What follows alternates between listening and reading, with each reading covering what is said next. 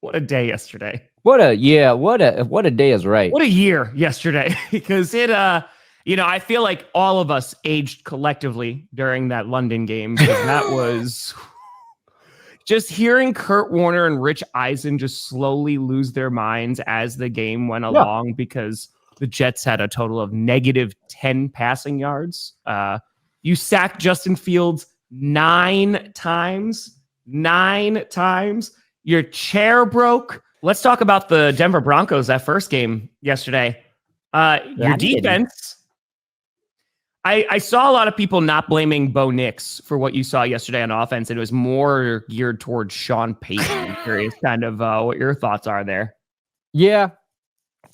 I think maybe the Jets defense is a little better than we want to give them credit for.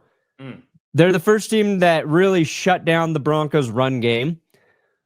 And I think without the run game, we saw the Broncos offense struggle. Yes, I'm going to put a little more blame on Sean Payton at this point as a play caller. I think he's got to simplify things. And there's probably people out there who would say he's already simplified things. He needs to simplify things more. They have too many personnel packages, too many fucking Nate Adkins, Troutman. We got to get these 4 tight ends, this fullback flanked out this way. Let's just get back into a little bit more simple formations, easy handoffs, designed handoffs that are going towards the line of scrimmage, not pitched out backwards. On 3rd and 10, let's not hand it off to our fullback on 3rd and 10. I don't know, things like that. But he does nice things still, like that. The Nate Atkins touchdown, the only touchdown of the game, which I saw the halftime show at NFL Network. They replayed the Nate Adkins touchdown 4 times leading into the halftime show, Tom, because there were no other touchdowns to highlight from this game. So I think Sean Payton needs to simplify it a little bit. Denver didn't have Ben Powers in at guard. We lost Ben Powers. They had Matt Pert in there. He was penalized for holding, a false start, and he did not a good job blocking. I think that was another big issue. I think that affected the Broncos' run game. Bo Nix certainly wasn't his worst game. You know what I mean? Definitely wasn't his most effective game, but it's always a great start. It wasn't his worst game. No, it wasn't his worst game. I mean, comparatively, Justin Fields was way worse. He was sacked 9 times. Bo Nix was sacked once. But this was 40 yards for J.K. Dobbins. They did a good job stopping him. He's been the best offensive player for the Broncos. They limited Cortland Sutton. That was huge.